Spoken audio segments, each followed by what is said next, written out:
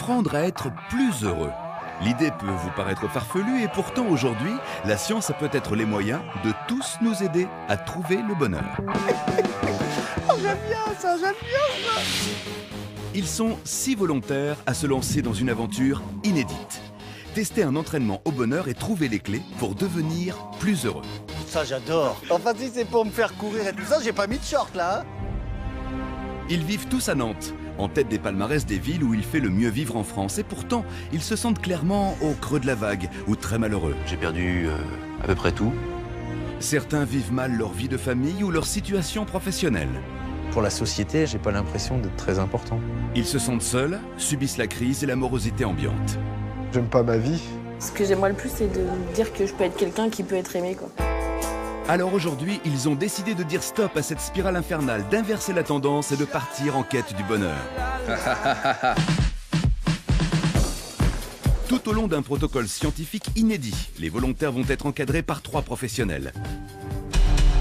Jordi Quadbach, docteur en psychologie et chercheur à l'université d'Harvard. Sa spécialité, le bonheur et les mystères du cerveau humain. Laurence Bibas, l'une des pionnières en France d'une discipline étonnante, la mindfulness, en français la pleine conscience ou l'art d'apprendre à vaincre le stress. Et enfin, Karine Gosso, un maître en arts martiaux spécialiste des émotions positives et de l'hygiène de vie. Son credo, quand on est bien dans son corps, on est bien dans sa tête. C'est pas grave. Chante. Oui, je sais. Marche. 8 semaines d'épreuves collectives et d'exercices de coaching individuel attendent nos volontaires. 8 semaines de larmes, de rire, pour échapper à la déprime, apprendre à voir le verre à moitié plein, là où ils le voient à moitié vide. C'est ça qui est bien. Non, c'est pas bien. Mais si. Non, je t'ai dit que c'est pas Pourquoi? 8 semaines pour retrouver l'envie d'avancer, de concrétiser leurs rêves, de redonner vie à leurs désirs. Je suis grande! Et qui sait, pouvoir enfin dire « Je suis heureux ». Le bonheur, si c'est pas ça, ça y ressemble très fort. Les 6 volontaires seront rejoints par Stéphane Plaza. Et on est que tous les deux pour jouer avec nos corps. J'aime bien. L'agent immobilier le plus célèbre de France a voulu lui aussi suivre ce protocole Ah bah oui, alors là je suis prêt là. et tester la science du bonheur pour en percer tous les mystères. Je suis susceptible boudeur et je peux bouder pendant des heures, voire des jours.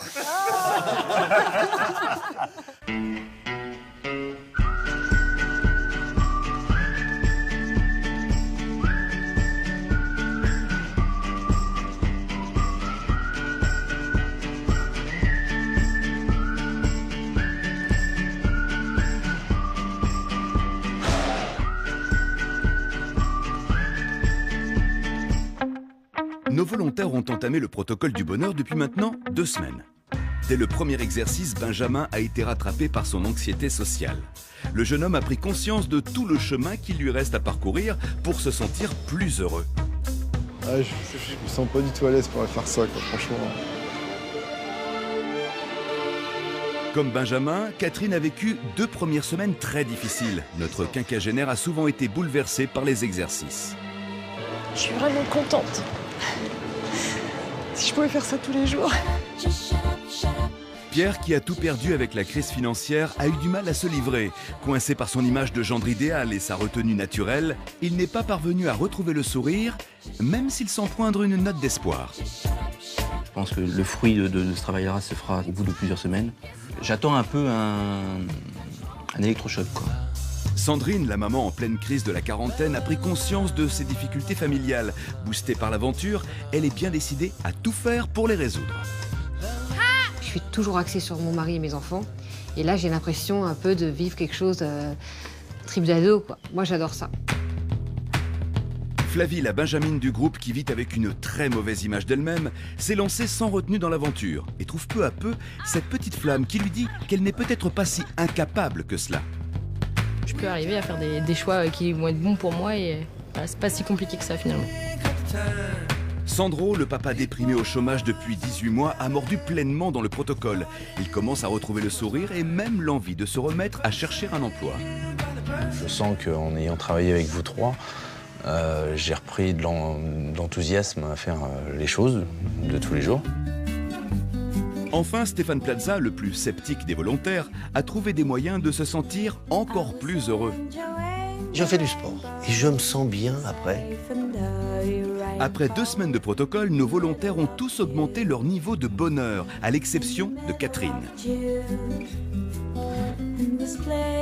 Mais coûte que coûte, ils sont bien décidés à poursuivre l'aventure sur la route du bonheur.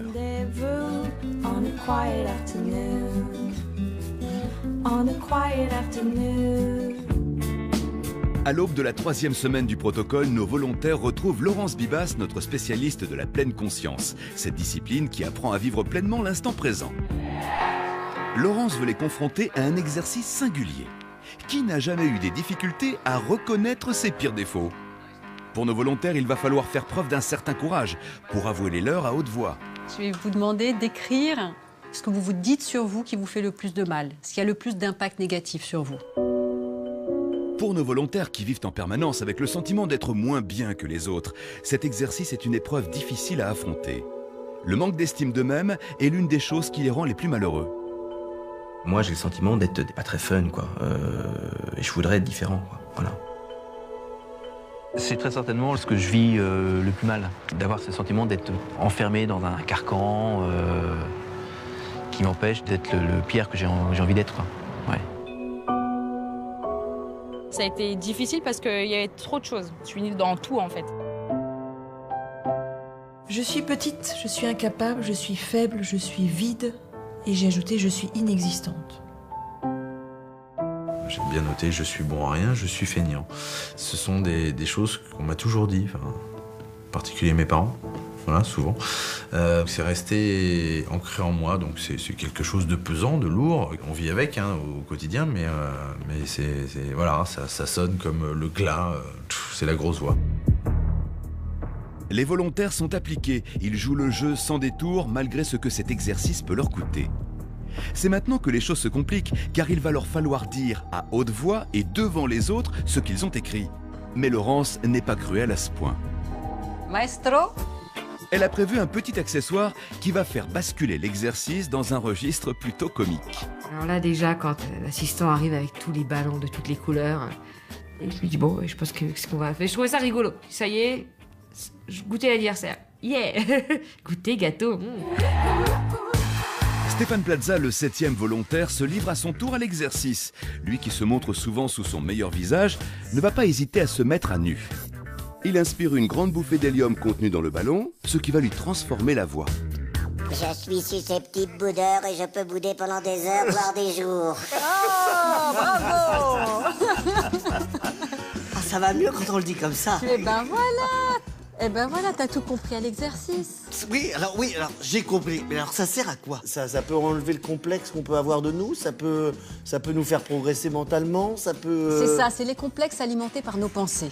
Mais le fait de le dire en se marrant, en fait, ça les rend complètement ridicules et ça désacralise complètement les choses. D'où l'hélium, pour pouvoir relativiser et amener un petit peu d'humour pour pouvoir avancer.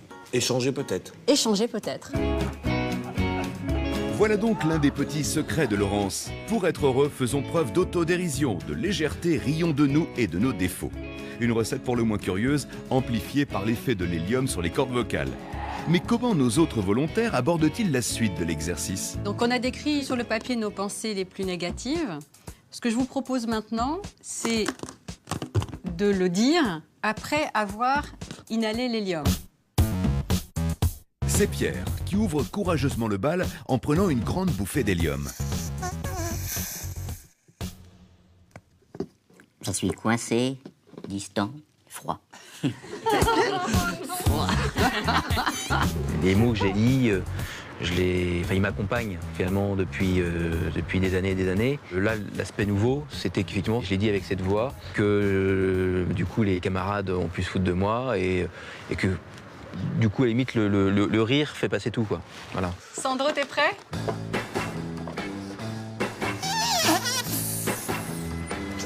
Je suis bon à rien et feignant. C'est trop bon. Flavie, la benjamine du groupe qui a si peu confiance en elle, enchaîne.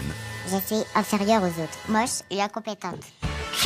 C'est impossible. Je me suis dit, c'est quand même la première fois que je pense à ces mots et que je dis ces mots en rigolant. Parce que d'habitude, quand je pense à ça, c'est quelque chose vraiment qui me peine. Du coup, là, ouais, effectivement, ça paraissait plus crédible du fait que je disais avec une voix ridicule. Autour de Sandrine, la maman frustrée de se révéler au groupe. Je suis dissipée et insatisfaite. Puis Catherine, qui vit avec le spleen et le mal-être, se lance. Je suis petite, incapable, faible, vide, inculte et inexistante. Tous les volontaires ont finalement franchi l'épreuve avec beaucoup plus d'aisance qu'ils ne l'avaient imaginé. Mais alors, quel enseignement peuvent-ils en tirer ? C'est une façon ludique de sortir nos pensées négatives en les prenant à la dérision, puisqu'en fait, on est tout juste en train de se moquer les uns des autres, quand même, sur des choses qui sont censées nous peser. Ces pensées, on peut les observer, on peut les remettre à leur place, on peut les laisser passer. On n'est pas obligé de les croire. On n'est pas obligé de les croire. Ce que Laurence a fait comprendre aux volontaires avec cet exercice, c'est que nous sommes souvent notre premier obstacle au bonheur, coincés par nos certitudes et nos habitudes. Mais avec un peu d'autodérision, ne gagnerions-nous pas alors en légèreté et en capital bonheur ? Jordi Quadbach, notre docteur en psychologie, a décidé de travailler spécifiquement avec Pierre qui, depuis le début du protocole, est sans doute le plus réservé des volontaires. Incapable de fendre sa carapace, Pierre, qui a tout perdu avec la crise financière, n'arrive pas à entrer totalement dans l'aventure, il ne parvient pas à sourire ou à se sentir détendu. En fait, Pierre, il est toujours dans la retenue. Il esquisse simplement des sourires et je pense que c'est important pour lui de se lâcher. Jordi, notre scientifique, a beaucoup travaillé sur le rire au cours de ses recherches. Il veut aider Pierre à retrouver le goût du sourire. Pierre, bonjour, ça va ? Et pour cela, il a un exercice sur mesure à lui proposer. On a un appareil photo. Ce que je vais te demander, c'est de te faire prendre en photo tous les matins en train de sourire. L'idée, c'est effectivement que se forcer à sourire, même si c'est pas naturel au départ, va créer des émotions positives en fait. En tout cas, va les faciliter. Et puis une fois qu'on les ressent déjà un petit peu, ça se renforce puisqu'on va sourire plus naturellement et puis c'est une boucle, c'est un cercle vertueux, quoi. Je me suis dit que c'était bien, parce qu'effectivement c'est un élément sur lequel je sais qu'il faut que je travaille et puis je pense sincèrement que c'est quelque chose que je sais pas pourquoi, d'où ça vient, etc. Mais j'ai un blocage par rapport à ça. C'est-à-dire que, et donc ça m'empêche pas de dormir, mais c'est tellement mieux d'être souriant. Ça ne l'empêche pas de dormir, certes, mais ça l'empêche de s'ouvrir au monde extérieur. Or, la science nous le dit, les gens souriants créent plus de liens sociaux, engagent plus facilement les conversations, s'attirent beaucoup plus de sympathie et allongent même leur espérance de vie. De son côté, Sandro a rendez-vous avec Karim, notre maître en arts martiaux spécialiste de l'hygiène de vie. À 39 ans, Sandro est au chômage depuis 18 mois. Il a perdu toute confiance en lui, est devenu taciturne et colérique. Ses journées s'enchaînent et se ressemblent toutes, tristes et désespérément vides. Sandro a bien tenté quelques démarches pour retrouver un emploi, en vain. Oui, bonjour, pourrais-je parler à monsieur Dupuis, s'il vous plaît? Bon, ça répond pas. Il est en rendez-vous. Alors, peu à peu, Sandro a sombré. Il doute très fort de lui et de ses capacités.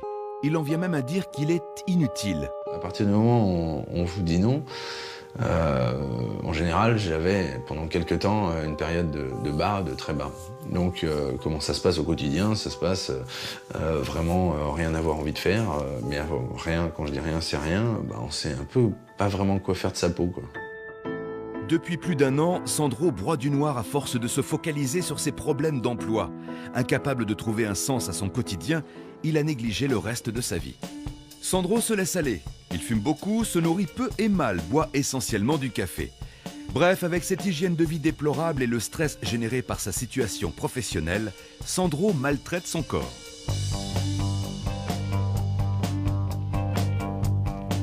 Bonjour. Et Sandro. Ça va et toi? Et Sandro mange très mal. Du café à longueur de journée, ce n'est pas du tout comme ça qu'il arrivera à avoir de l'énergie. Et je vais le pousser pour complètement changer ça. Parce que l'alimentation est à la base de son changement et du rapport au bonheur. Prêt, monsieur? Allez. Alors on y va.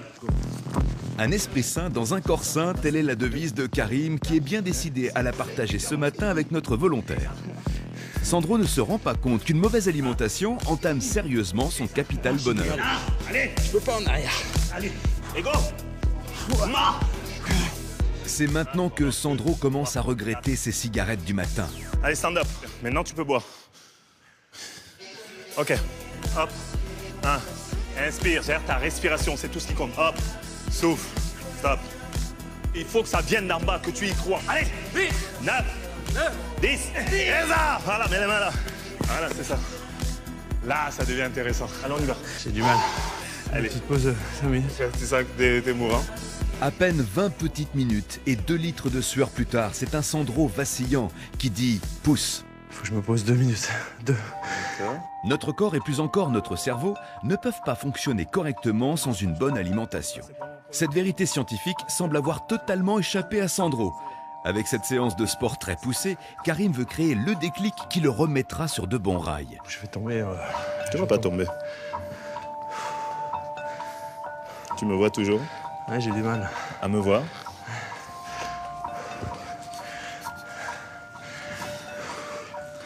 Je veux des étoiles. Regarde-moi. Je peux pas là.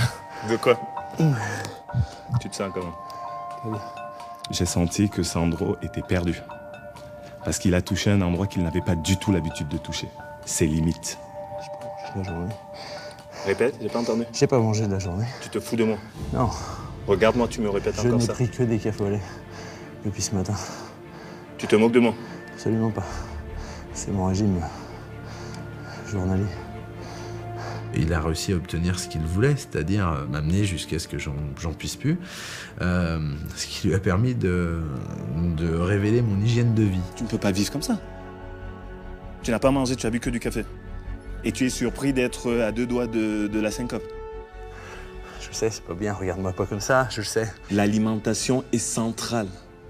Tu peux faire tout ce que tu veux autour, ça n'a aucun sens si tu ne travailles pas ton alimentation et si tu n'as pas une hygiène de vie exemplaire. Pour la semaine à venir, Karim demande à Sandro de recommencer à se nourrir régulièrement au cours de la journée avec de petites quantités. Il espère ainsi qu'il retrouvera rapidement du plaisir à manger, une porte d'entrée essentielle pour le bonheur. À partir de demain, tu dois avoir une vraie discipline alimentaire. Tu t'y tiens.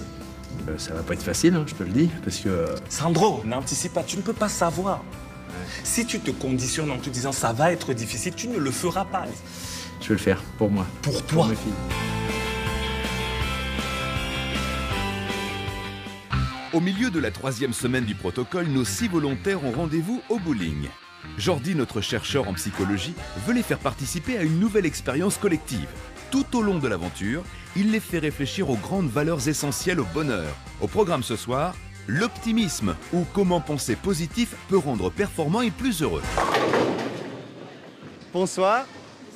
Bienvenue. Jordi a constitué 2 équipes qui occuperont des pistes bien éloignées l'une de l'autre. Il demande à l'équipe rouge, composée de Flavie, Catherine et Pierre, de se focaliser uniquement sur les faiblesses de leur jeu. Si par exemple vous avez loupé votre approche, vous donnez une cote de -1, -2 ou -3. Mauvais, très mauvais, très très mauvais. Il demande aux Orange, Sandrine, Sandro et Benjamin, de ne relever que les points positifs de leur jeu et de se concentrer sur tout ce qu'ils ont réussi. Aucun de nos 6 volontaires ne sait vraiment jouer au bowling. Si vous avez loupé votre posture, c'est pas grave, vous notez pas la posture, vous essayez de vous concentrer sur ce qui a été bien et en notant ce qui a bien été. +1, +2, +3. La partie peut commencer. Yes! Naturellement, les 2 équipes ignorent qu'elles ont des consignes différentes.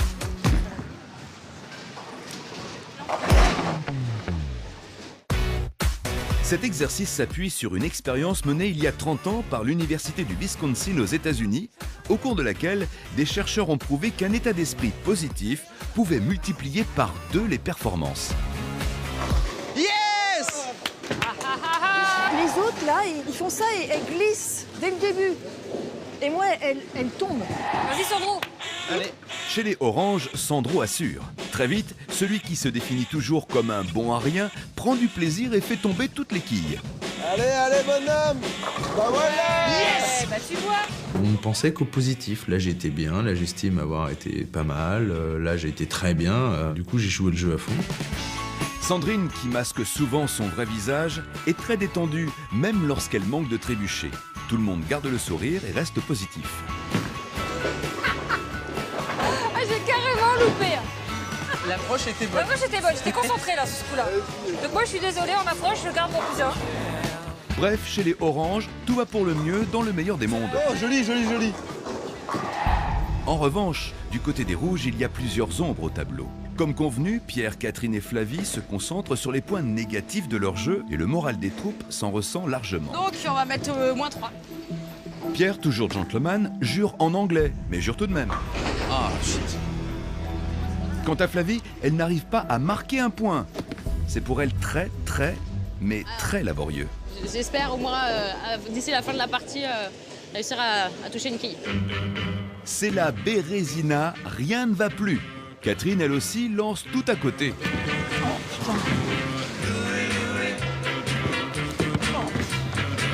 J'ai un problème de boule, moi. De dire -3. Ce que je fais est vraiment nul. Et ça, je crois que ça m'a plombé. Oh, putain. Je me sens désaxée, c'est-à-dire pas dans l'axe, comme dans la vie. C'est-à-dire, il y a une partie là, une partie là. La partie touche à sa fin. Côté orange, c'est un Benjamin souriant et épanoui qui lance l'ultime boule. Pour un dernier coup, on peut parler d'un coup de maître. Ah, elle est belle, regarde. Yes! Jordi réunit les deux équipes. L'équipe rouge qui devait se concentrer sur les points négatifs de son jeu et l'équipe orange qui, au contraire, devait se focaliser sur les aspects positifs. Il va maintenant donner les résultats. Et ici les scores. Le postulat de départ de notre scientifique, à savoir que penser positif permet d'optimiser ses performances, va-t-il être confirmé? L'équipe orange, vous totalisez 300 points. Bravo, bravo. Applaudis. Ouais, on peut s'applaudir. Hein. L'équipe Bordeaux, 221 points. Bravo quand même. Ouais, c'est pas mal. Jordi, bon joueur, dévoile le poteau rose. L'équipe orange, je leur ai demandé de se concentrer uniquement sur leurs forces, sur ce qui allait bien dans leur jeu, sur le positif. Puis l'équipe Bordeaux, malheureusement, vous aviez le rôle un peu moins drôle, mais c'était important aussi. C'est pour ça qu'on a perdu. Je vous ai demandé de vous concentrer sur ce qui allait pas, sur les faiblesses, et essayer de les améliorer. Ouais, l'équipe des losers, quoi. Heureusement pour moi, vous avez donné raison à la science. Donc c'est scientifique et ça marche. Alors, voilà. Ce sur quoi on se concentre a tendance à grandir. Si on se concentre sur les faiblesses, elles deviennent de plus en plus importantes. Avec 35% de points en plus pour l'équipe orange, la démonstration est limpide et peut s'appliquer à de nombreuses situations de notre quotidien. C'était dur pour toi, Catherine. C'était hyper dur, hyper dur. Après coup, j'ai compris que c'était ça qui n'allait pas, dans la mesure où je vois quelquefois ce que je ne fais pas bien et je focalise dessus. Comme Catherine, nous sommes sans doute parfois entraînés par nos pensées négatives. Mais alors suffirait-il de se dire que l'on peut devenir heureux pour que cela arrive? En tout cas, pour Catherine et ses camarades, il y a encore 5 semaines de protocole pour trouver les clés du bonheur. Dès le lendemain, Catherine retrouve Karim, notre maître en arts martiaux. La quinquagénaire a besoin de donner du sens à sa vie et de retrouver confiance. On a tout cet espace pour s'amuser aujourd'hui. À 52 ans, Catherine traverse une mauvaise passe. Elle broie du noir. Professionnellement comme sentimentalement, elle se sent perdue. Il y a une Catherine qui a envie. Et il y en a une autre qui n'ose pas. Depuis le début du protocole, Catherine pleure beaucoup et doute énormément de ses capacités. Je ne me sens pas sûre de moi. Je pense que j'ai gardé en moi cette sensation de petite fille. Le fait de faire de l'exercice va entraîner des modifications dans ton corps et dans la tête. Tu vas produire plus d'endorphines qui sont les hormones du plaisir. Ça aide à voir les choses beaucoup plus positivement, à être un peu plus heureuse. Point. Karim utilise l'activité physique comme une porte d'entrée, car en réalité, il a une autre idée en tête. Il veut que Catherine se dépasse et qu'elle se rende compte de tout son potentiel. Ce que je vais te faire faire maintenant, ce sera un truc amusant, regarde. Tu me vois? N'aie pas peur. Reste. Et ici. D'accord? Boum, boum, boum. Et je marche. Il faut que tu fasses la même chose. Je dis bah non, c'est pas possible. Hop, hop, hop, hop, hop, hop, hop. Puis il m'a dit si, et donc il m'a montré quelle posture prendre pour le porter. Tu t'installes simplement comme ça et tu pousses sur les jambes. Le premier coup, je crois me souvenir que je me suis écroulée. Marche, marche, tu marches, oui. Et puis, je me suis laissée convaincre de recommencer. Ici, regarde, installe-moi là. Tu suis bien les jambes, serre le dos et tu pousses, pousse sur les jambes. Ah non, pousse, je pousse, peux pas. pousse, pousse. Et marche. Karim pèse 90 kilos. Catherine, tout juste 50. Et voilà, et descends. C'est quand tu veux, tu peux le refaire à l'infini. Tu as ça en toi. Je l'ai porté. J'avais la preuve que c'était possible. Alors quoi? Je suis forte. Je veux entendre. Dis-le-moi, dis-le-moi. Je suis forte. Je suis forte. Mieux que ça, je suis forte. Je suis forte. Je suis forte. D'accord. Je suis forte. Je me suis sentie forte. J'avais la preuve que c'était possible et que pour faire ça, il fallait de la force. Bravo, bravo, bravo à toi. Ça me donne plus de confiance, ça me fait prendre conscience surtout des ressources que j'ai. Avec des expériences comme ça, je ne peux plus dire je suis petite. Catherine a soulevé Karim. Elle a réussi à marcher avec un poids de 90 kilos sur le dos. Dans la continuité de la partie de bowling, notre volontaire commence à comprendre qu'elle aussi peut tout s'autoriser, y compris d'être heureuse.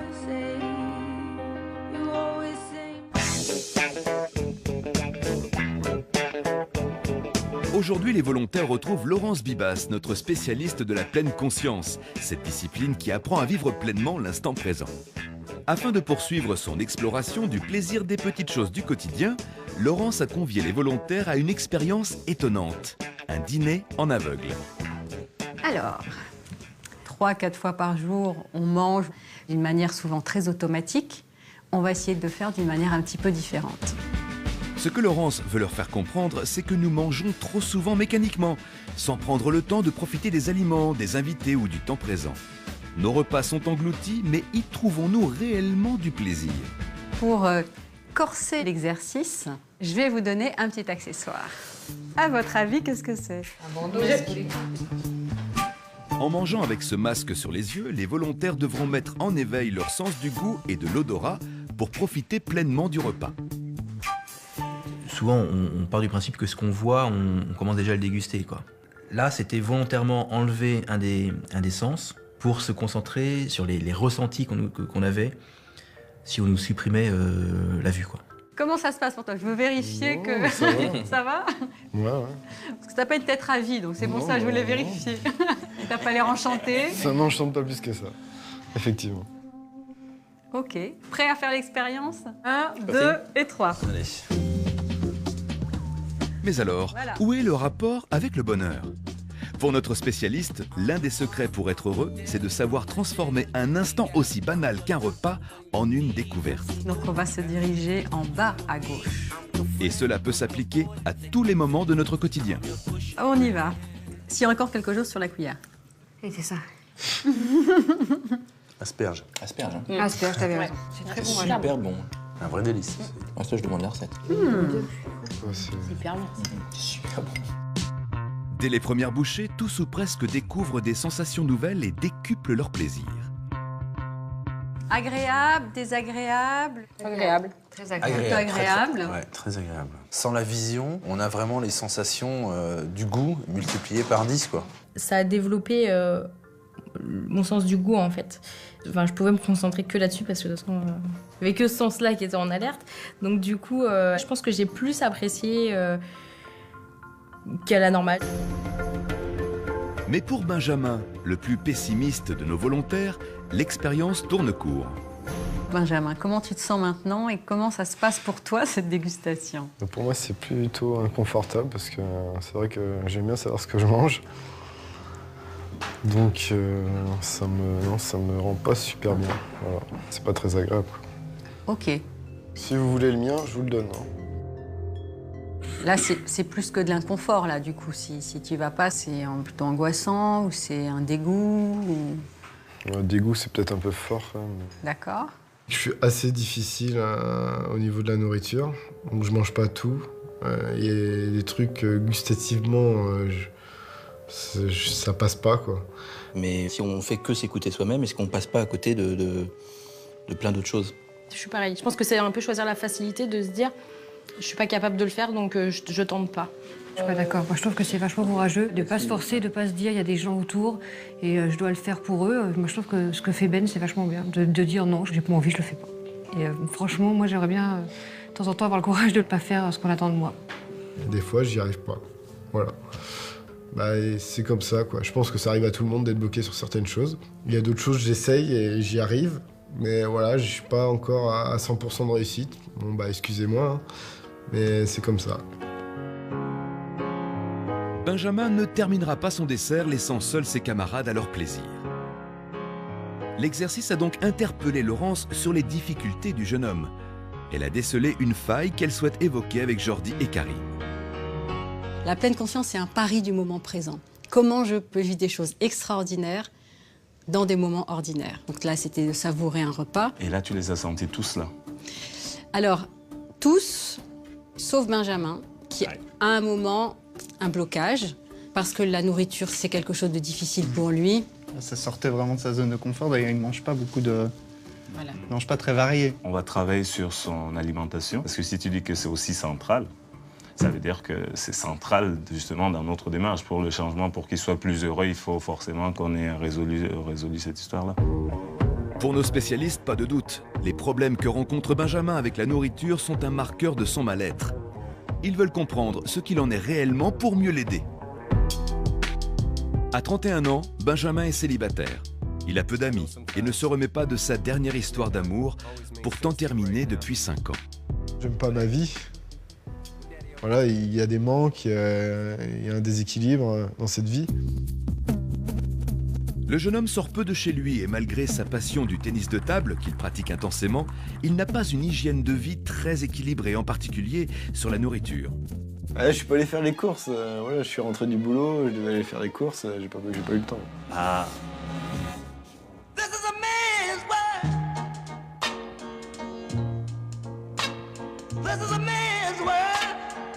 Pour y voir plus clair et aider Benjamin à mieux se nourrir, Karim lui fixe rendez-vous devant un supermarché. Le but de l'exercice aujourd'hui, c'est que tu remplisses ton caddie et que je remplisse le mien. Tu fais tes courses habituelles, prends les choses que tu as l'habitude de prendre et que tu aimes, et on se retrouve après ici pour faire le point. Ok, d'accord. Oui, ça marche. Allez, on y va.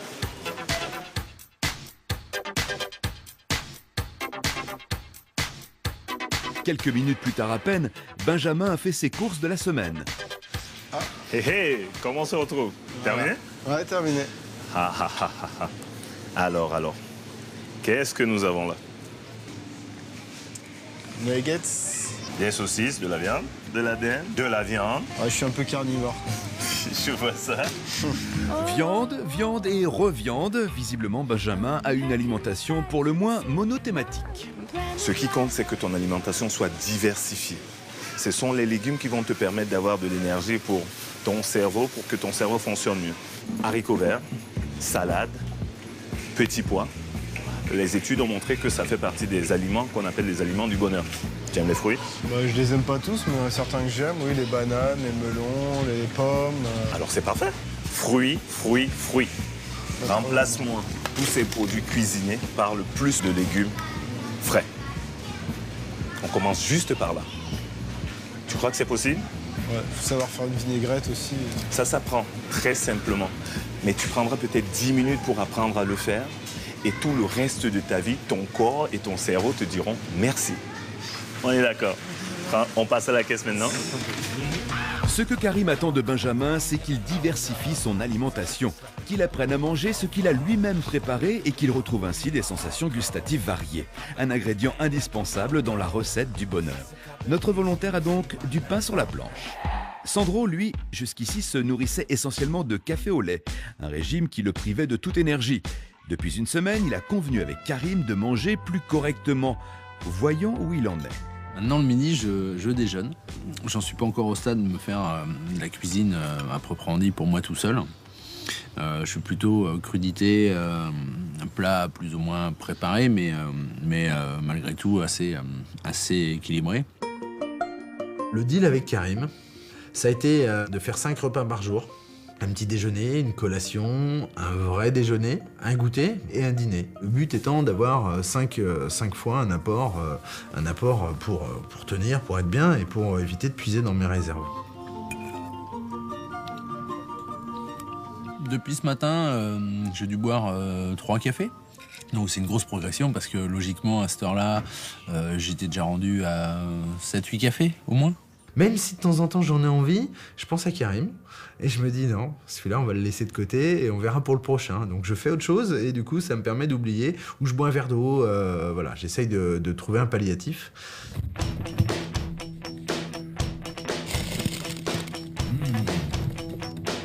Maintenant, je m'octroie même des petits plaisirs. Le midi, avec une petite glace, avec le beau temps, c'est quand même exceptionnel. Bref, pour Sandro, tout va beaucoup mieux. Les suggestions de nos coachs portent leurs fruits.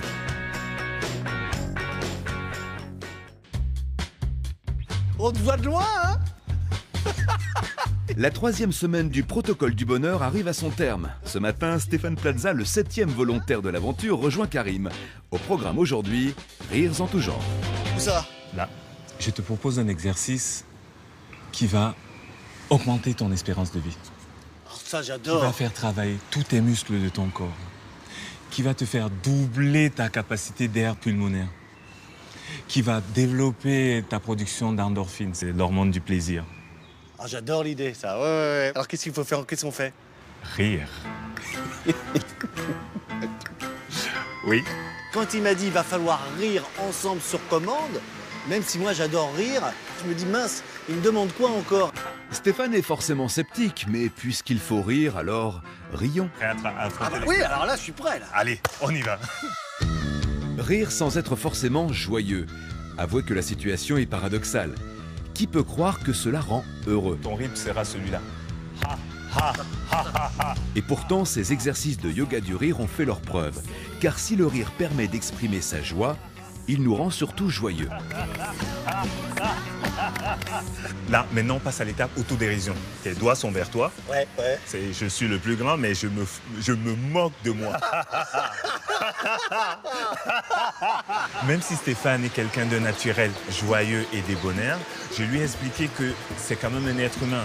Donc, il a aussi des moments où il va moins bien et que c'est justement dans ces moments-là qu'il doit utiliser son aptitude à rire pour pouvoir aller mieux. Bah, ça fait du bien, c'est vrai que ça fait du bien. On arrive à libérer les endorphines qui permettent plus facilement de trouver des stratégies pour régler nos problèmes de la vie de tous les jours. C'est exactement ça. D'accord. En apprenant à rire mécaniquement, nous mettons notre cerveau en état de jubilation. Les hormones du plaisir nous envahissent et nous mobilisons pas moins de 17 muscles du visage. Une bonne alternative aux crèmes anti-rides. Si Stéphane Plaza est particulièrement à l'aise avec ses exercices de rire mécanique, qu'en est-il des autres volontaires qui retrouvent à leur tour Karim?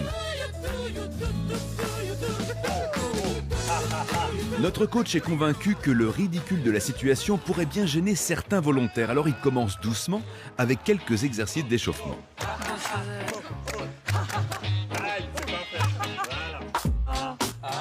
Ça y est, tout le monde est à l'aise. Karim peut poursuivre avec des exercices de chant.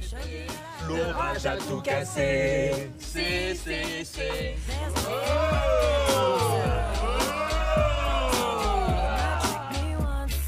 Très vite, Pierre, d'ordinaire si réservé, se distingue par sa bonne humeur. Ça va pas plus bas, ça va. Là, c'est... Ouais, comme ça? Oui.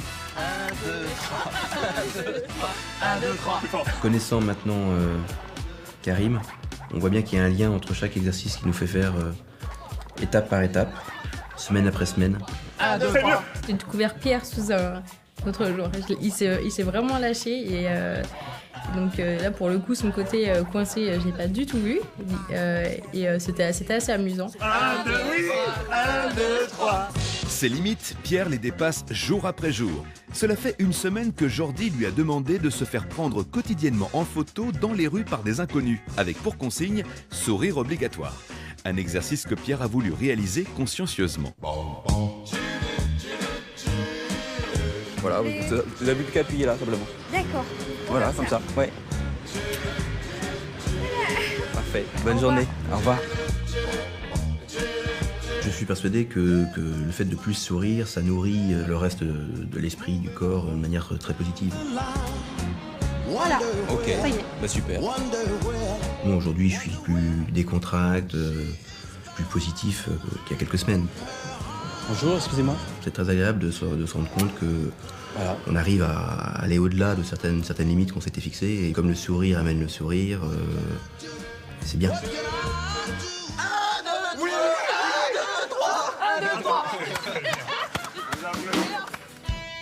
Pierre s'est fait violence, et même si ce n'est pas toujours flagrant, il a joué le jeu autant que possible.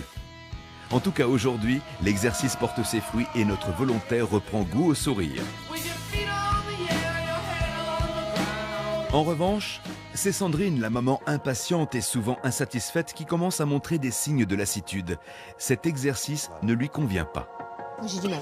Tu as du mal? J'aime pas ça. Mais je fais, hein, mais c'est pas mon truc. Ah, si tu veux.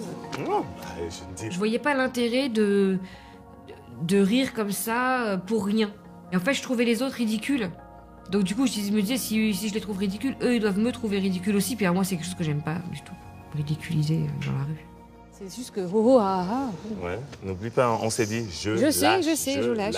Et c'est ça qui est intéressant. Mais quand tu dis c'est ridicule, ça, tu te sens comment par rapport à ça?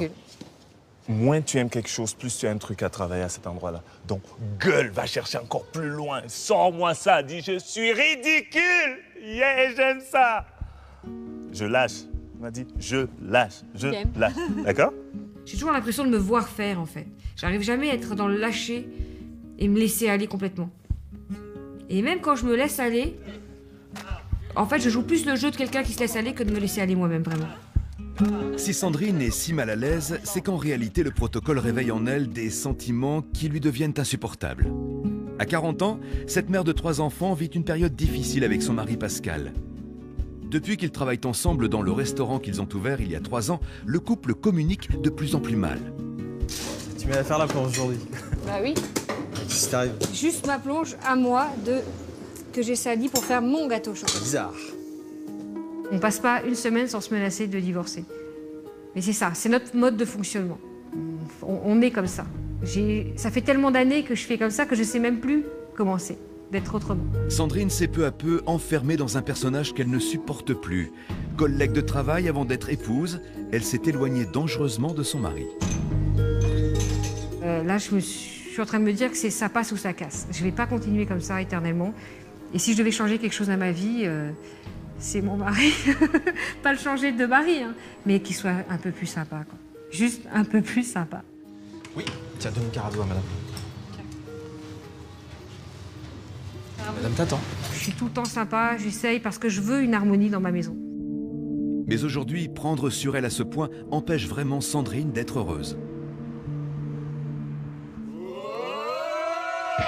L'exercice sur le rire touche à sa fin. Karim a pu, entre autres, apprécier les progrès de Pierre, mais il a surtout observé les limites de Sandrine. Il veut en faire part à Laurence et Jordi.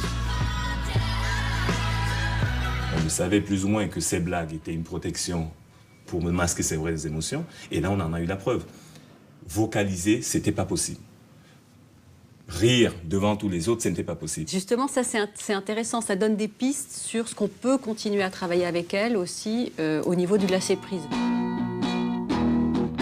Dès le lendemain, Karim retrouve Sandrine. Il veut reprendre avec elle un exercice qu'ils ont déjà fait en groupe. La mère de famille avait alors eu du mal à s'exprimer à cause du regard des autres. Est-ce que tu te regardes? Il n'y a rien autour. Avec ce deuxième essai en tête-à-tête, Karim a sa petite idée pour que Sandrine puisse enfin se libérer du mal qui la ronge. Prête?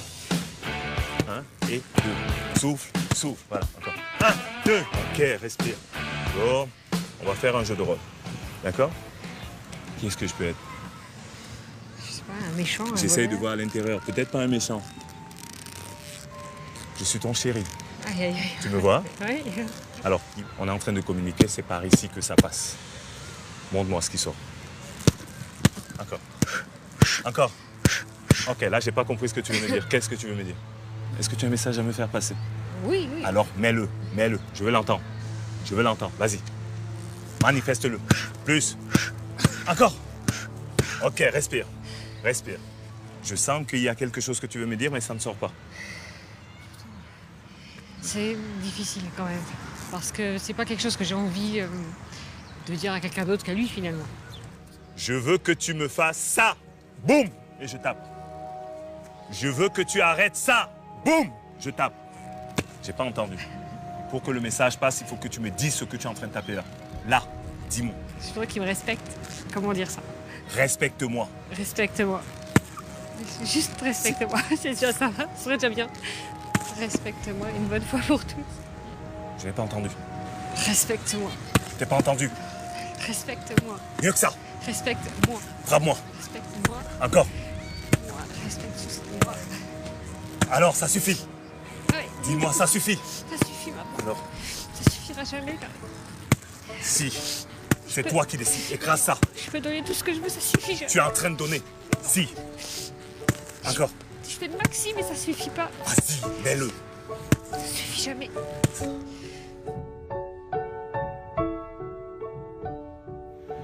Pour que tu sois heureux, ça passe par là. Ça passe par là. Oui, mais c'est peut-être pas ça qui est le plus important que je sois heureuse moi. Si mes enfants, si j'arrive à préserver mes filles. Moi, C'est je ça qui compte. te dis que c'est la chose la plus importante. Tu ne peux pas rendre tes filles heureuses si toi, tu ne l'es pas. Tu comprends ça?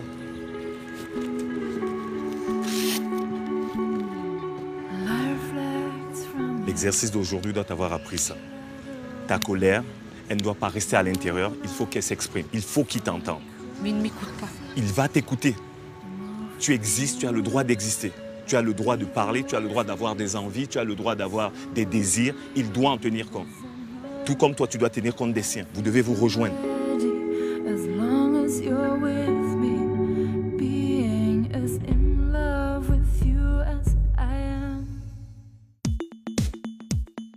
Ce matin, Stéphane Plaza retrouve Laurence sur le chemin du bonheur. Notre coach a préparé un exercice qui nous montre combien nous sommes parfois aveuglés par nos problèmes et incapables de prendre le recul nécessaire pour les résoudre. Je vais te demander de relier ces 9 points par 4 lignes droites. Tu m'as pris pour un prof de maths ou quoi? C'est ça? 4 seulement, hein? 4. Ça, Allez, prof de maths. Avec le problème des 9 points, Laurence attend que Stéphane fasse travailler son intuition et sa créativité, le propre des gens optimistes et heureux. Il reste celui-là. Ouais. Il y a un point de trop pour relier les 4. Il y a un point de trop. Loin du jardin et de l'expérience grandeur nature de Stéphane, les autres volontaires planchent eux aussi sur le problème. Toujours 9 points, toujours 4 lignes droites, et cette fois interdiction de lever la pointe du stylo. On peut enlever un point? On est tous avec notre crayon, notre papier, donc il y en avait Pierre et Catherine qui connaissaient déjà l'exercice, donc qui ont trouvé tout de suite, qui l'ont fait en 10 secondes. Sandrine et moi, on a essayé, on a fait des essais, on a loupé, voilà. Qu'est-ce qu'on se sent intelligent quand on sait déjà la solution? Ils nous regardaient avec leur petit sourire, genre nous on le sait, vraiment c'est trop facile. Donc du coup, ça m'énervait de pas trouver. Si Sandro et Sandrine sont frustrés et cherchent la solution dans tous les sens, Flavie n'a même pas enlevé le capuchon de son stylo. Flavie, comment tu te sens face à cet exercice? Je dirais pas bête, mais un peu, parce que je me dis ça doit être quelque chose d'assez logique. Pour moi, ça l'est pas du tout. Flavie n'a pas essayé. Elle essayait de faire bien tout de suite, donc en fait, elle voulait pas se lancer. C'est ce qui m'a touché, puis ça a été son ressenti, c'est que dans sa vie, elle veut faire tout de suite très bien, et donc du coup, elle fait pas. Sandrine, Sandro, Flavie doivent encore réfléchir. Dans le parc, Stéphane, lui, continue de faire les 100 pas. Tu vas me dire que cet exercice, tu vas être plus heureux après l'avoir fait. Hein? Oui. Moi, c'est peut-être en faisant cet exercice que je suis moins heureux quand même. Hein? C'est un truc de con, hein, ton truc là. Hein? T'en as un de trop, j'ai l'impression. Hein? Mais excuse-moi, je peux couper ou pas? Non, tu ne peux pas couper. Il faut que ça soit des lignes continues. C'est hein? continu. Je vais faire autrement. Vas-y. Et les 6 volontaires l'ont fait là? Ouais. Il y en a un qui a réussi ou pas? Ouais. Ils ont réussi. Ils étaient à plusieurs pour réfléchir. Il y a un petit truc. Ah! Ah. Il y a bien un petit truc en effet, Stéphane. En restant cantonné au cadre strict des 9 points du schéma, il est impossible de résoudre cette énigme. En revanche, côté volontaire, Sandrine semble tenir une piste. Je suis sûre qu'il y a quelque chose avec l'extérieur du cadre. Continuez. Vous avez des intuitions, je vous propose de les suivre. En sortant du cadre, Sandrine et Sandro sont sur le point de trouver la solution. En fait, il faut que j'aille plus loin que ça, remonter et la redescendre. C'est ça. Et du coup, je les ai. C'est ça. C'est ça. Il faut savoir sortir du cadre et ne pas toujours respecter les règles, essayer de trouver les solutions en dehors et pas toujours dans l'énoncé du problème. En fait, on va bien jusqu'à peu près là. Ouais. On sort donc du cadre. Oui. Voilà, Encore une jusqu'ici. fois. Ensuite, hop, et on descend. Ok, super. Seule Flavie reste bloquée. Une situation qui la met très mal à l'aise. Je me suis sentie bête, je me suis dit, mais je suis la seule qui n'a pas compris, quoi. Moi, j'ai vraiment une très mauvaise image de moi et du coup, ça se ressent dans ma vie. Ça l'a marqué quand même, elle en a pleuré, c'était fort. C'est ok Flavie, c'est bien quand il y a des émotions, laisse-les venir, c'est super. On est notre meilleur ami, mais on peut être notre pire ennemi aussi. Et très vite, on se dévalorise. C'est énorme comme pression, ce qu'elle met sur elle, en fait. Elle se juge énormément. Donc, toute cette maltraitance vis-à-vis d'elle-même l'a vraiment heurtée de plein fouet à ce moment-là. Et évidemment, ce sont ses larmes qui sont sorties. Je suis la seule qui n'a pas essayé de faire des traits parce que je me suis dit, j'ai pas le droit à l'erreur. Et je me dis tout le temps ça, en fait. J'essaye pas de faire des choses, même si j'en ai envie, parce que je me dis que j'ai pas le droit à l'erreur. Et dans tout ce que j'ai fait, voilà, si dans ma vie professionnelle, j'ai pas avancé, c'est parce que je voulais pas me confronter à ça. Essayer et pas réussir. Du coup, j'ai préféré laisser passer le temps et tout. Enfin, dans ma vie, ça fonctionne comme ça. Je pense que je suis trop exigeante avec moi, en fait. Je me laisse pas le droit de pas y arriver, tout simplement. Pour Flavie, l'exercice est un déclic. Elle doit maintenant se confronter à d'autres épreuves en acceptant l'idée d'échec. Stéphane, lui, s'en mêle toujours les crayons. Enfin... Alors je sors du cadre, mais je sors souvent du cadre, moi, mais après, il faut que j'y re-rentre. Bonne intuition de départ. Pour trouver la solution, il faut sortir du cadre. Mais non, il va me rester ce truc à la con là-bas, regarde. Vas-y, prends un peu de recul, regarde. Ça, je peux te dire qu'à l'école, je repasse mon bac, je le laisse cette fois-ci. Regarde bien. Oh, je suis prêt pour avoir des enfants. Moi. Je suis pas trop fort, là. Hé Bravo!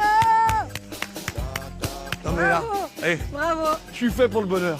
Voilà. Ah, bah tu vois, tu mettais des doutes sur l'exercice et maintenant tu dis que ça te rend heureux, n'est-ce pas? Je ne sais pas à quoi sert cet exercice, hein, mais on se sent bien quand on trouve quelque chose d'insurmontable. Voilà. Hein, mais ça nous amène à quoi, ça? Tu étais au départ confiné à l'intérieur du problème. Donc tu ne pouvais pas trouver la solution, il y avait toujours un point que tu ne pouvais pas atteindre.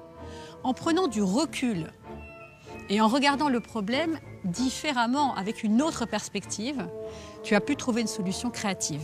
Oui. Avec la pleine conscience, on va justement sortir du cadre. C'est bien dans ces moments dans lesquels on va fonctionner différemment qu'on va créer de nouvelles ressources. Oui. Si on continue à faire toujours la même chose, on ne risque pas de faire différemment. Et puis on s'emmerde. Et puis on s'emmerde. En fait, la pleine conscience, ça va nous amener à quoi? À plus de choix et plus de liberté. Tu vois? Donc, le choix, la liberté, tout en étant raisonnable, c'est ça le bonheur? Ça y contribue pleinement. Après presque 4 semaines de protocole, la route du bonheur s'élargit pour nos volontaires qui commencent tous à trouver leur voie. Flavie reprend peu à peu confiance en elle et se redécouvre des ambitions trop longtemps enfouies. Elle a décidé de se présenter au concours d'entrée à l'école d'aide-soignante, la voie qui l'amènerait à réaliser plus tard son rêve de petite fille, devenir infirmière. Ça fait au moins 5 ans que j'avais envie de le faire, mais voilà, je n'avais pas forcément envie de me confronter aux autres, vu que c'est quand même un concours, donc du coup voilà, je repoussais tous les ans. Je me suis lancée parce que je me suis dit, de toute façon, il faut essayer, quoi. Ça sert à rien d'attendre, si c'est vraiment ce que tu veux faire, t'essayes. Au pire, tu n'y arriveras pas, mais au moins tu sauras. Si oui ou non, t'as une chance de faire ce que tu veux dans ta vie. Si je réussis le concours d'entrée à l'école d'aide-soignante, je serai fière de moi Et forcément, je vais gagner de la confiance en moi parce que je vais me dire, bah voilà, t'es capable de faire ça. Et surtout, je me dis, ça serait gratifiant pour moi parce que je sais qu'il y a beaucoup de personnes qui le passent et qu'on va pas tous être admis. Donc ça veut dire que voilà, ils estiment, enfin le jury estimera que je suis une des meilleures. Donc effectivement, oui, je vais gagner de la confiance en moi et de l'estime de moi. Pour Flavie, c'est une première victoire. Après des années à ne pas croire en elle et à être malheureuse, voilà que son horizon s'éclaircit. Enfin. Pour faire réfléchir les volontaires sur les grandes valeurs qui aident au bonheur, aujourd'hui Jordi retrouve Pierre, Catherine et Flavie aux Aurores.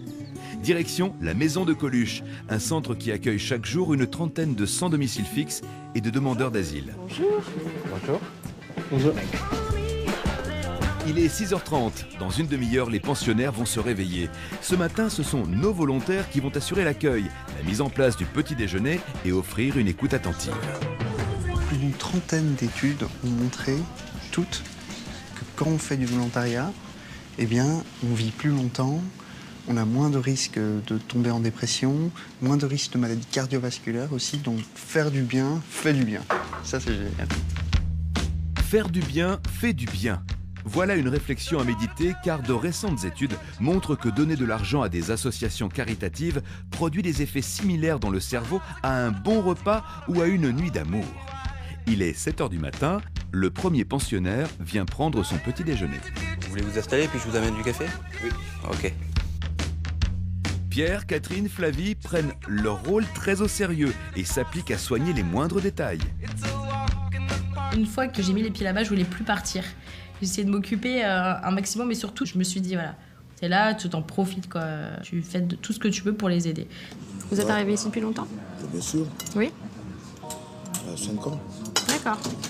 J'étais pas forcément à l'aise parce que je me suis dit, peut-être qu'il veut pas que je vienne lui parler, peut-être qu'il veut prendre son petit déjeuner tout seul. Donc j'ai quand même posé la question, apparemment ça le dérangeait pas. Donc du coup, voilà, on a essayé d'entamer une discussion. Et ouais, je sais pas si ça va lui égayer sa journée, en tout cas ça égayera sûrement la mienne parce que je trouve ça sympa. Et ben, je vous souhaite une très bonne continuation. Merci. Et une bonne journée. Merci à vous de même. Merci. Catherine aussi a trouvé ses marques et se sent très à son aise ici. Ah, vous avez un chien? Oui, j'ai un chien. C'est quoi comme race? C'est un bâtard. Elle s'appelle Lorla.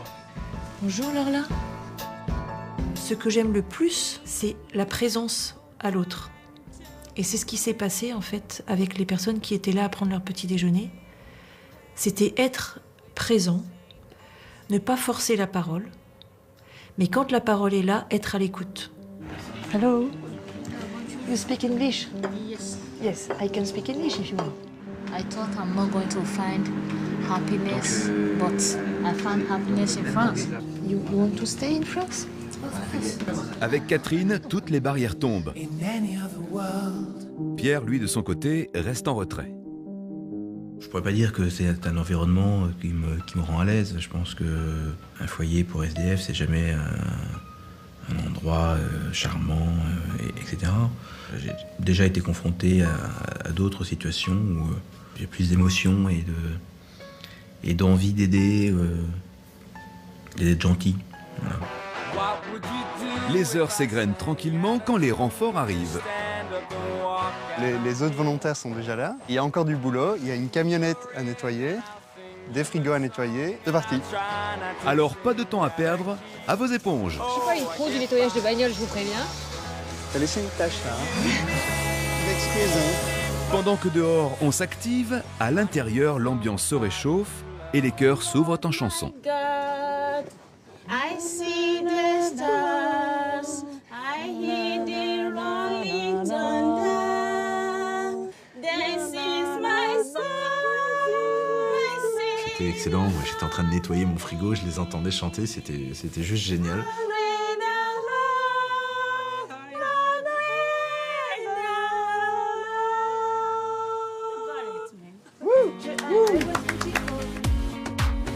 Pendant ce temps, Sandro, lui, est bien décidé à remettre en état cette vitrine réfrigérée. J'ai changé les prises électriques qui n'existaient pas, donc j'ai mis des prises électriques. Ça étincelle là les gars. Génial. Parfait.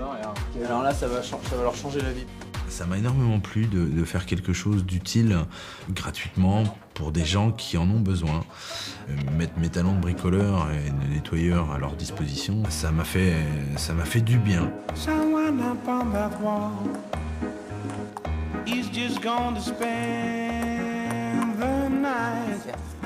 Dehors, Pierre et Benjamin se transforment en professeurs de tennis de table pour ces deux femmes demandeurs d'asile.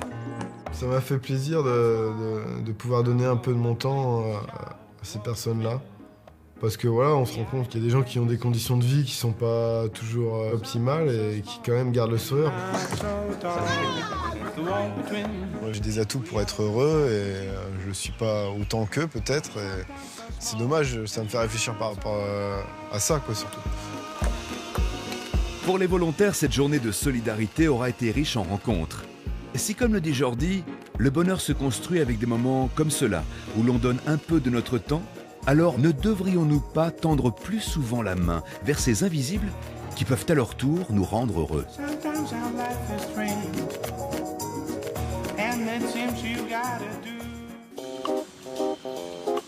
Les volontaires arrivent à la moitié du protocole. Afin de poursuivre le travail entamé depuis 4 semaines et continuer à lutter contre tout ce qui les freine sur la route du bonheur, Karim veut les faire chanter. Benjamin, souffrant, manque à l'appel. J'ai imaginé un exercice aujourd'hui assez particulier, le karaoké. On n'est pas sensible au gars, on est mal. Oui. Ça m'enchante pas plus que ça, mais bon, faut le faire, on le fait. Prêt? Allez, ça se passe par là. Pour mesurer les progrès des volontaires et corser l'exercice, Karim a convié en secret leurs familles et leurs proches. Ils ignorent tout de la surprise qui les attend. Ah bah viens, il y a du monde. Oh de Dieu, merde. Tu t'attendais pas, hein? Non, m'attendais pas. Bah non. Moi je me retrouvais face effectivement à des amis. Oh merde, voilà. Mais bon, ça m'a fait plaisir qu'ils soient là. Mais je lui dis oh merde, quand même. Vous avez mis les boules qui c'est pas... Ouais. Bah on les a obligés à la maison. On va faire une surprise. Ça a marché. Hein. J'étais à 100 milieux de me douter qu'ils allaient être là. Donc là, en les voyant, grosse émotion pour moi. Et du coup, l'appréhension est montée d'un cran parce qu'il fallait chanter. Certes, c'est pas dans mes habitudes, mais là, chanter devant les autres et devant les familles, là, ça devenait compliqué pour moi en fait. Hein. Je vous veux tous par là.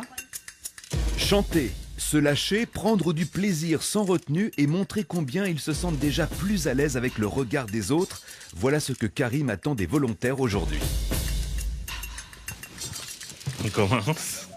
Pour cet exercice-là, il a dû voir sur mon visage que je devais fuir son regard. Je commence par... Me faire tout petit derrière tout le monde. Pierre. Yeah. Allez. Bon, j'ai bien vu qu'il prenait vraiment, là encore, un grand plaisir à me demander ça. Ça te dit? Dès Vas-y, ouais. Ouais. C'est tout de suite là où il faut... C'est là. C'est là, c'est maintenant. Ok. Allez, envoie la sauce. D'accord. Et n'oublie pas, on est là. Donne tout, Pierre. Donne tout ce que t'as. Et salue ton public. Allez, vraiment rigole avec ça. Allez. Amuse-toi. Mais oui, on est là pour ça. Allez, tu t'amuses, c'est fou. Comment tu t'amuses? Bah, toi, tu t'amuses. Ouais. Tu comme un petit fou. Ouais. Donc, Karim est un bel enculé.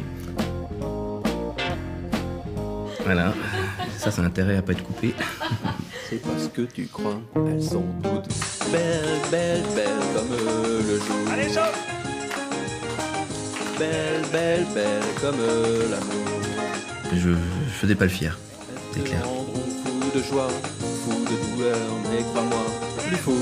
Belle, belle, belle comme l'amour. Allez, viens. Après Pierre qui courageusement a ouvert le bal, c'est Flavie qui se lance sous les yeux de sa meilleure amie.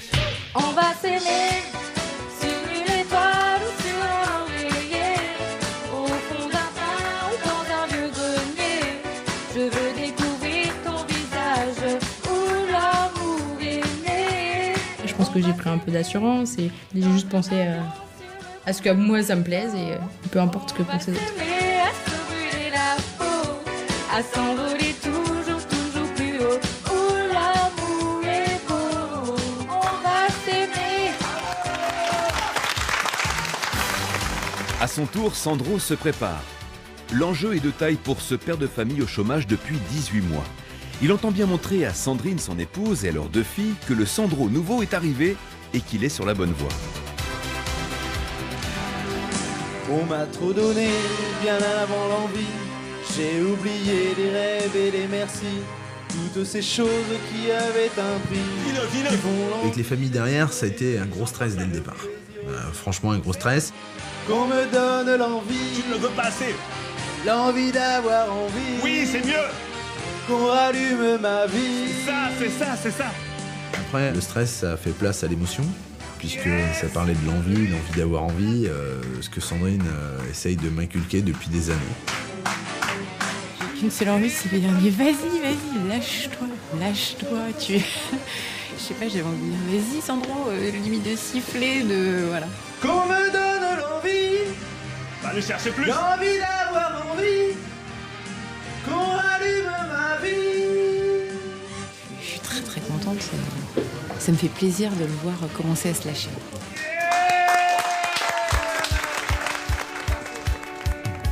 Catherine prend le relais. Souvent indécise dans la vie, cette fois, la quinquagénaire n'hésite pas une seconde et choisit un titre qui en dit long sur son état d'esprit. Sa meilleure amie va pouvoir apprécier.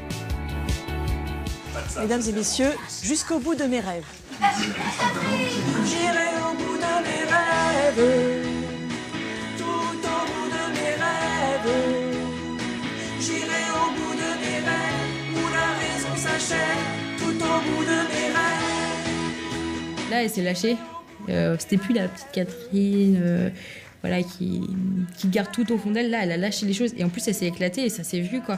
Et elle a transmis ça aux autres, quoi. On avait tous envie de chanter avec elle. Pour moi, c'est celle qui a le mieux réussi l'exercice. J'ai pris mon pied. Oui. Ah non, putain, Carrie. Allez. La dernière à se lancer, c'est Sandrine, pour qui l'exercice est plus une épreuve qu'un moment de plaisir. Elle va chanter sous le regard de Pascal, son mari, et de leurs 2 filles. Ah, je veux m'en aller. Concentre-toi sur ce que tu dois faire. Je déteste ça. Oui. Et n'oublie pas que l'idée aussi, c'était le moment où tu dois appliquer tout ce que tu as traversé jusque-là. Oui. Ridiculise ça. J'avais pas envie. Vraiment, c'est quelque chose qui m'a... Et puis alors moi, le problème, c'est que dès que je suis confrontée à quelque chose qui me terrifie, qui me fait peur, ou qui me donne pas envie, l'émotion que ça génère, c'est souvent des pleurs, quoi. Oui, ça coule. Déteste. C'est pas grave. Chante. Oui, je sais, tu prends ta piscine à la tête. Chante avec les larmes qui coulent, ça ne veut rien dire. Ça veut dire que tu es vivante. D'accord? Mais Sandrine ne peut pas se soustraire à l'exercice. Elle empoigne son micro et choisit sa chanson, un message à peine dissimulé. On est tous avec toi. Ok. Joue, amuse-toi. Il n'y a rien d'autre autour. Ok. Rien que de l'amour. Regarde, on t'envoie que ça. Que de l'amour, que de l'amour. Je me lève et je te bouscule. Tu ne te réveilles pas comme d'habitude. Sur toi, Je t'entends. je remonte le bras. Tu l'as, continue. J'ai peur que tu aies froid. Continue. Comme d'habitude. J'arrive pas, ma main caresse tes cheveux. Laisse partir. Presque malgré moi, comme d'habitude. Alors pourquoi j'ai pris cette chanson alors que justement c'était le sujet de dispute principal avec mon mari qu'en ce moment je trouvais que voilà qu'on est un couple mais est-ce qu'il y a quelque chose encore quoi. Et puis je m'habille très vite, je sors de la chambre comme d'habitude. Quand j'écoutais cette chanson je disais toujours allez pauvres gens quoi, pauvre couple. Et là ça s'appliquait à moi. C'était vraiment dur, hein. C'était un moment dur quand même. S'il y a une épreuve que je pouvais enlever ce serait celle-ci. Comme d'habitude, Fais sortir. toute la journée, Oui. je vais jouer à faire semblant. Oui. Comme d'habitude, je vais sourire. Comme d'habitude, je vais même rire. Oui. Comme d'habitude.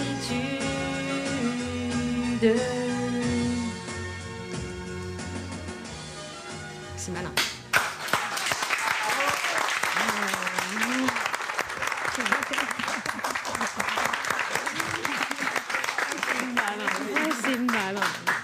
Je reconnaissais pas mon mari. Quand il est venu me faire un bisou, tout ça, j'avais envie de lui dire « Mais pourquoi tu joues au gentil, là ? Alors que ça fait une semaine qu'on se parle plus, qu'on s'engueule en permanence. » Donc, je lui en voulais. J'avais l'impression qu'il jouait le rôle du mari gentil. Et puis, en y réfléchissant, par la suite, je me suis rendu compte que c'est moi qui diabolisais beaucoup Pascal. Finalement, cet exercice pourrait bien permettre à Sandrine d'amorcer un nouveau virage dans son couple et d'explorer un peu plus la route vers le bonheur. Mais en réalité, comme nos volontaires, sommes-nous tous si à l'aise avec le regard des autres? Nous autorisons-nous à chanter quand bon nous semble? Pas si sûr. Et pourtant, comme aime le dire Karim, le bonheur est dans le chant. On ira tous au paradis. Allez, on y croit, on va y aller au paradis. Comme chaque semaine depuis le début du protocole, les volontaires ont rempli le questionnaire réalisé par Jordi Quadback. Créé à partir de tests psychologiques scientifiquement validés, il permet à notre chercheur de définir l'indice de bonheur de chaque volontaire sur une échelle de 0 à 100. La moyenne des Français se situe à 65. Nos volontaires vont maintenant connaître leur score à mi-parcours du protocole. C'est Pierre qui ouvre le bal. Il y a 15 jours, notre gentleman brisé par la crise financière avait un score de 55. Et aujourd'hui... 66. Ça me rassure déjà. Bon, je sais que je suis un diesel, donc les choses mettent du temps avant que je les accepte, que je les mette en œuvre, etc. Donc je pense que c'est peut-être la preuve que les choses, petit à petit, vont porter leurs fruits et que la semaine prochaine ou dans 15 jours, je vais encore péter la baraque, quoi. Le fait de travailler avec l'ensemble des professionnels sur finalement un peu le lâcher-prise, sur l'acceptation de soi, fait que voilà, effectivement ça porte ses fruits dans la mesure où j'ai le sentiment d'être beaucoup plus décontracté et puis d'y aller franco, quoi. Il y a moins de freins, c'est clair. Ouais. Flavie avait commencé l'aventure avec un score de 32, puis 2 semaines plus tard, elle avait atteint un 61 plein d'encouragement. Aujourd'hui, qu'en est-il? 63. Je pense que les déclics que j'ai eus, ils sont là et je pense pas qu'ils partiront. Donc, moi, ça me va comme ça. Je ne demande pas forcément à avoir 90 de bonheur, mais déjà, là, pour moi, voilà, il y a un de mes objectifs déjà qui est atteint, quoi. J'ai retrouvé l'envie de faire des choses et ça, c'est quelque chose qui me manquait depuis longtemps. Enfin, que j'avais plus depuis longtemps. J'ai plus envie que ce soit les gens qui contrôlent ma vie, j'ai juste envie que ce soit moi qui la décide et peu importe les conséquences que ça aura. Catherine avait connu une grosse chute de son score dès les premières semaines du protocole. Baissant de 46 à 33, elle était bouleversée et vivait avec le sentiment d'être la mauvaise élève du groupe. 55. C'est du mieux. Super progression même. Oui, je suis contente. Quand j'ai vu le score de 55, je me suis sentie bien parce que je me suis dit, ça y est, je suis sur le chemin. Je suis dans le bon sens. Ça m'a repositionnée dans les situations qui m'ont fait du bien antérieurement pour arriver à ce score, donc les expériences de Karim. Donc ça m'a fait du bien de découvrir ce score, de le montrer et de pouvoir le commenter. Sandro avait franchi un véritable palier lors de la dernière révélation des scores, passant de 44 à 61. Il était ainsi quasiment arrivé à 65, la moyenne des Français. 71. La progression constante. Effectivement, et ça reflète carrément mon état d'esprit du moment grâce à vous. C'est que du bonheur pour l'instant. Donc je préfère être prudent, mais j'espère bien encore progresser. Sandrine ? Il y a 15 jours, avec 71 sur 100, Sandrine était la seule à avoir franchi la barre de la moyenne nationale. Notre volontaire se sentait particulièrement boosté par le groupe et le protocole. 77. Je suis soulagée, je pensais que ce serait moins.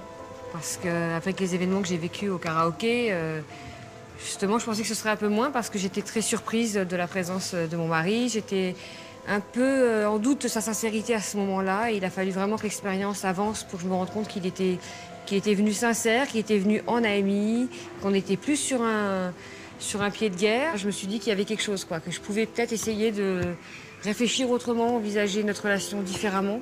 Disons que j'ai réglé certains problèmes avec moi-même avant de pouvoir les régler avec mon conjoint. Moi, je suis contente d'entendre aussi que tu dis que tu as recentré sur toi. J'avoue que j'étais un peu inquiète quand tu disais le problème, c'est les autres. C'est-à-dire que tu as repris ta part de responsabilité par rapport à la situation. Donc, du coup, maintenant, tu subis plus, tu es en maîtrise de la situation. Benjamin, tu veux bien partager ton score avec nous ? Avec un score de 22 au départ de l'aventure, Benjamin frisait la dépression. 15 jours plus tard, il avait atteint les 27. Un frémissement plein d'espoir. Où en est-il aujourd'hui? Moi, 22. Faut que je m'accroche et donc après voir ce qui se passe après, si ça peut me permettre de me sentir mieux. Mais tu représentes pas du tout le 22 que tu avais au début. T'es pas le même. C'est clair. C'est plus du tout le même 22, quoi. C'est un 22, mais c'est pas le même 22 qui est du début de l'aventure. Parce que c'est plus du tout la même façon de se tenir, la même façon de nous parler. J'apprécie ce que tu as dit, Sandrine, parce que je suis d'accord avec toi. Même si le score a l'air d'être le même, c'est pas du tout la même perception, en fait, qu'on a de Benjamin. Et moi, là, je le sens vraiment présent, avec tes failles, avec tes vulnérabilités, avec tes souffrances. Mais là, tu as décidé d'être là. Et ça change tout. Merci. Ça me motive pour la suite à se dire que faut continuer dans ce sens-là, même si c'est petit à petit et moins rapide que d'autres personnes. Essayer de tout le temps progresser et de faire un quart de pas en avant plutôt qu'un pas en arrière. Mais n'oublions pas notre 7e volontaire, Stéphane Plaza, qui avec son score de 81 sur 100 au bout de 2 semaines de protocole, se situait parmi les Français les plus heureux. Ah, je pensais pas que ça allait m'arriver. Ah oui. J'ai baissé. Et beaucoup quand même, hein. T'as baissé? Ça reflète quelque chose que t'as vécu ces derniers temps? Oui, forcément. Tu sais, quand on a fait cette lettre en fait du 85e anniversaire. Lors de cet exercice du 85e anniversaire, il y a 3 semaines, Stéphane avait alors réalisé qu'il ne consacrait pas assez de temps aux siens. Il a voulu ces derniers jours rattraper le temps perdu, mais... J'ai donc essayé de donner plus de temps aux gens proches. Et donc, j'avais commencé par ma maman, tout allait bien, etc. Et donc, j'ai voulu élargir et aller sur mes neveux. Et je me suis aperçu que j'avais pas le bon numéro. C'est que je n'avais jamais de nouvelles. Et c'est moche. Peut-être ils pensent que je suis un peu égoïste et donc ça m'a un peu perturbé, je pense, oui. Bon, mais ça reste quand même pas mal, Jordi, non Ça reste tout à fait bien. La moyenne, je t'ai dit, est à 65. Donc oui, mais j'ai besoin de l'entendre, que c'est 65 la moyenne, Jordi. Et tu le redis-le-moi, Jordi. C'était un peu chamboulé, ça fait baisser ton score, c'est normal. Maintenant, qu'est-ce que tu vas mettre en place dans les semaines qui viennent pour remonter et pour vraiment vivre en accord avec ses valeurs et avec ce qui est important pour toi? Je retourne au boulot. Eh oui. Continuer. Ah ben oui. Ok. Résultat, à mi-parcours du protocole, avec des scores supérieurs à 65, Sandrine, Pierre et Sandro sont passés au-dessus de la moyenne des Français. Catherine fait un énorme bond en avant. Flavie continue sa progression. Seul Benjamin revient à son niveau initial avec cette baisse de 5 points, nous rappelant que l'équilibre est encore fragile à la moitié de l'aventure. J'espère que vous êtes prêts et motivés pour continuer à travailler sur le bonheur. Le bonheur, c'est comme un muscle, ça s'entraîne et on peut réellement l'augmenter. Ce qui compte, c'est qu'à la fin, l'écho de tout ce que vous avez traversé fasse sens pour vous. Moi, je suis en tout cas très content de vous tous et des progrès que vous avez accomplis. Je vois vraiment une transformation chez chacun d'entre vous, un sourire, une dynamique plus positive et ça se fait vraiment plaisir. Bravo. Bon, on y va pour la deuxième partie alors. Il reste 4 semaines à nos volontaires pour expérimenter la science du bonheur. 4 semaines de prise de conscience. Je te dis de faire, je ne te demande pas de te trouver des excuses. De rire. De larmes. Je suis fière que tu sois ma fille. Qui vont bouleverser leur vie. J'irais pas jusqu'à dire j'ai pris mon pied, mais j'ai bien apprécié. Ouais. Pour Catherine, Benjamin, Sandrine, Pierre, Flavie et Sandro, la métamorphose continue. Au moins je me défoule. Sans oublier notre 7e volontaire, Stéphane Plaza, qui poursuivra les expériences en parallèle. L'idée, c'est vraiment d'entraîner ton cerveau à se dire quand je suis dans mon lit, c'est pour dormir. Ta femme doit être contente. Il leur reste 4 semaines pour inscrire durablement le changement et enfin pouvoir dire « Je suis heureux ». Ça, il faut savoir s'aimer pour être heureux. Et voilà. Très bon mot de la fin. Non, mais c'est vrai. Ouais.